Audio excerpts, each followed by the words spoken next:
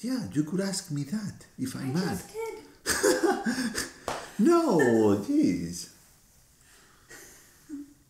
Are you mad or something? No, I'm not.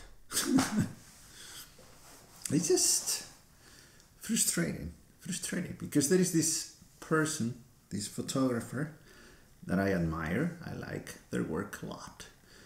But they also have a blog and newsletter that I follow, and I don't like their approach to photography very much because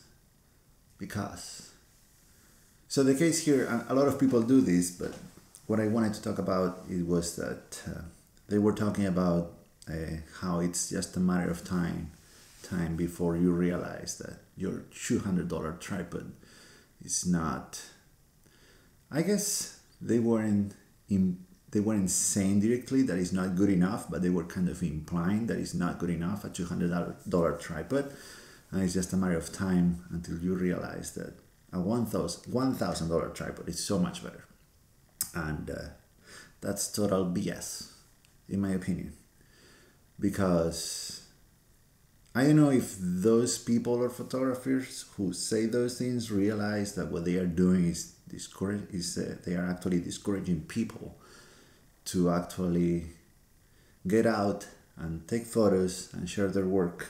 I think they are doing a disservice to the community, even if they don't realize that they are doing it. And maybe they think that they are giving good advice, like by saying, hey, you might need a better tripod, which I agree. You need a good tripod if you need to take photos on a tripod, but you do not need, absolutely not need to spend $1,000. And you don't need to wait until you spend $1,000 on a tripod to get out and take photos. So that's why it's very frustrating, very, very frustrating. And yeah, oh, because this is probably not a lot of people are gonna, a lot of people are not gonna like this, but I think that photography is actually very, very, very easy. It's not complicated at all. I think that some people just rely on camera gear and equipment and the cost of it to separate themselves from everyone else.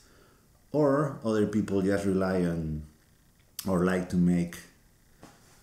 bring up their experience and how long they've been shooting for to separate themselves from everyone else because you've been shooting for 5 months, so you don't know enough.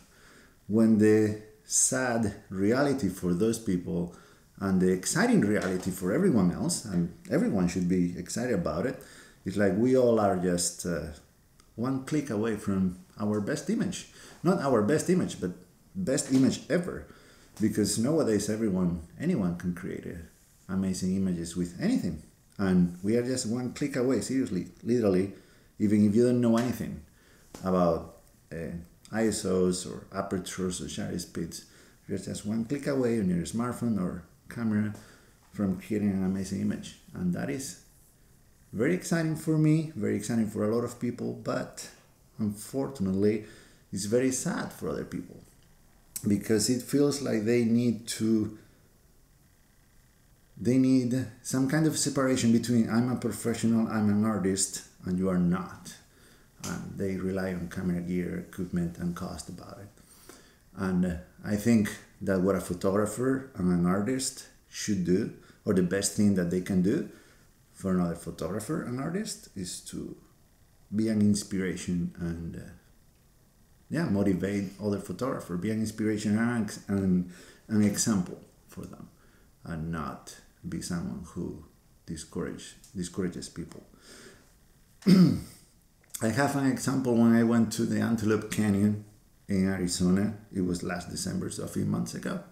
I went on this. The only way that you have to go to that canyon is on a tour. You cannot go by yourself. So I had this photography guide who was, the group was like 3 or 4 people.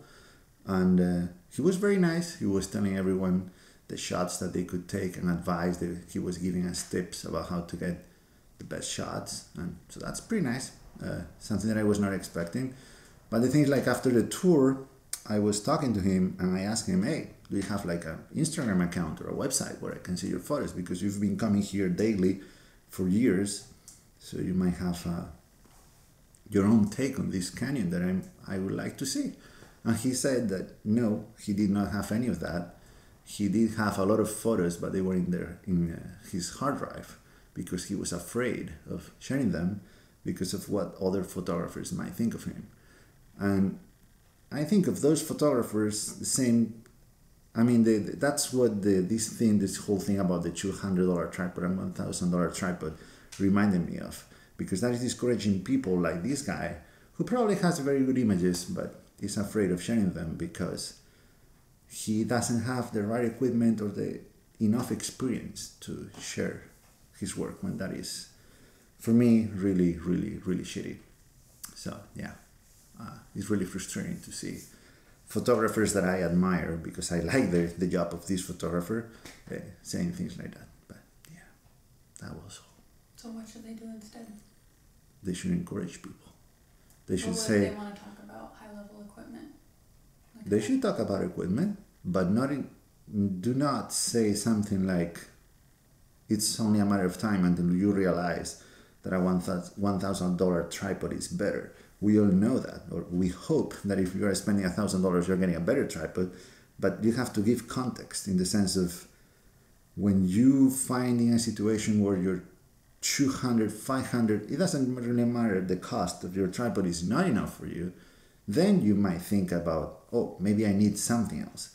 But do not start by saying that you need the best gear to start with or to begin with, because that is not true. That is not true.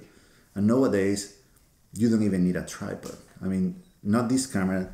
This camera doesn't have any stabilization, but the one that we are using to record this has a stabilized sensor and a stabilized lens. So I can go out there and shoot at 1/10 of a second or even half a second if you pressure me a little bit, if you push me a little bit, and I would still get an amazing image. And if it's a little bit blurry, who cares? Who cares if the image is good? Who cares? Most of the best images out there in the history of photography are blurry. Who cares? Who cares? I think that they should encourage people instead of creating barriers and creating friction. And I think that the advice that photographers should give instead of talking about the $1,000 tripod should be, tomorrow in the morning, go to bed early today, and tomorrow in the morning, get up, and before sunrise, get out there, take some images, come back, have a coffee, and enjoy your images. And if you don't like them, that's fine. You'll have another chance the next day. But do not think that you need a $1,000 tripod, because that is not true. And that's all.